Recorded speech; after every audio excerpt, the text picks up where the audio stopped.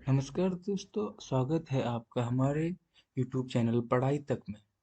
और हम आज से शुरू करेंगे द हिंदू के वोकेबलरीज। और हम डेली का एक आर्टिकल पढ़ेंगे। देखिए, Kathak legend painted a divine romance on stage.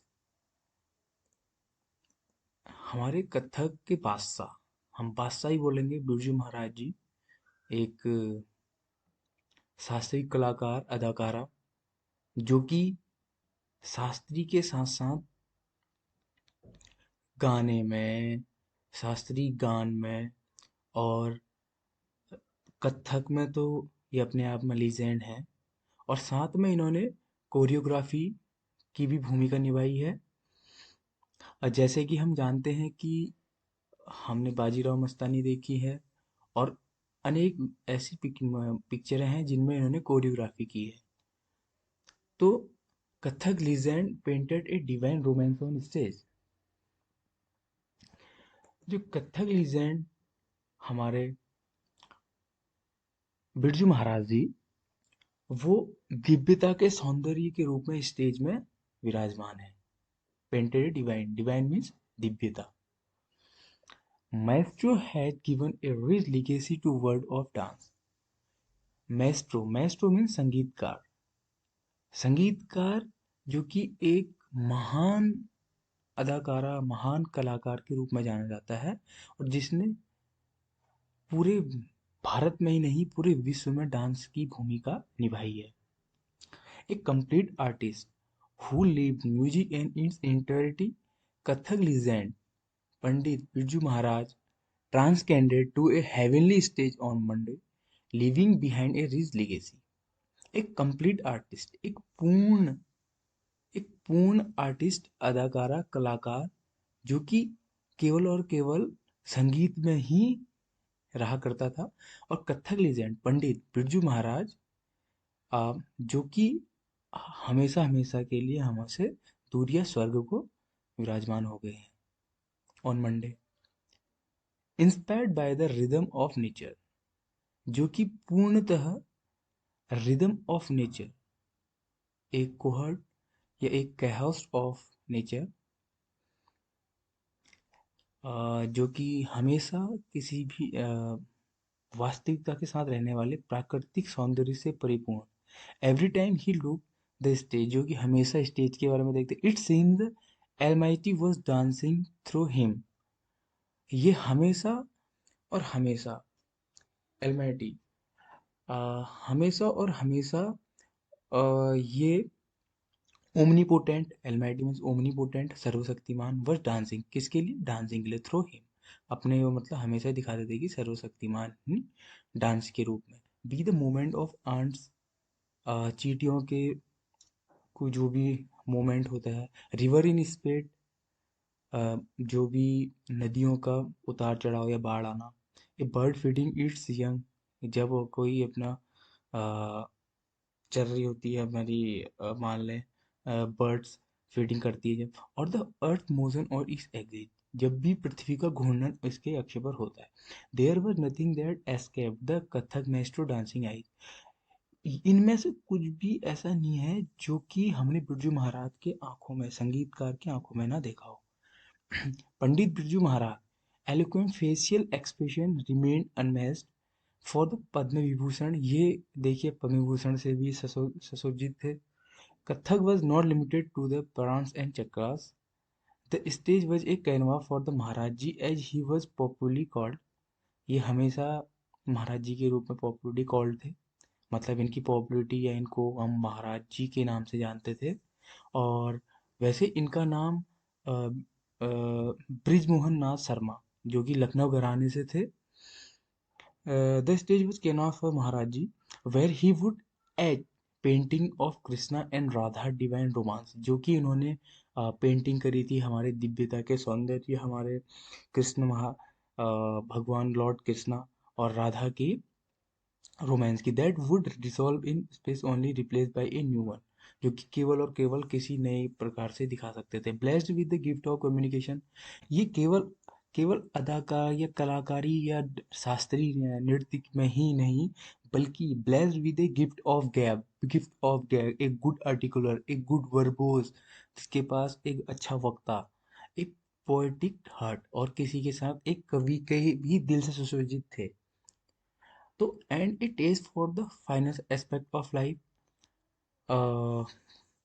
His magnetic personality, इनकी जो करने वाली पर्सनैलिटी थी, जो मनमोहक पर्सनैलिटी थी, जो हमेशा अपनी ओर आकर्षित करते थे इनके शारीरिक बनावट से, kept both the discerning connoisseur and the layman hooked.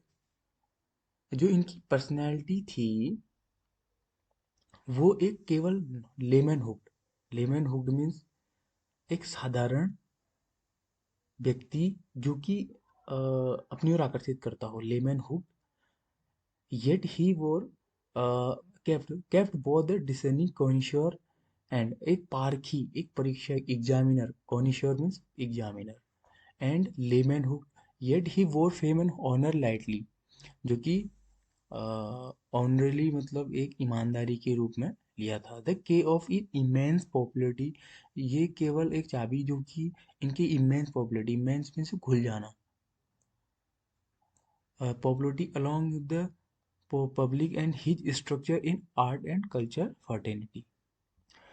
इनका जो स्ट्रक्चर था वो केवल आर्ट और कल्चर के रूप में दिखता था। लाइक द फेवरेट डिटी, जो इनकी पसंदीदा मनमोहक चलचित्र था, he could be mischievous mischievous and philosophical simultaneously.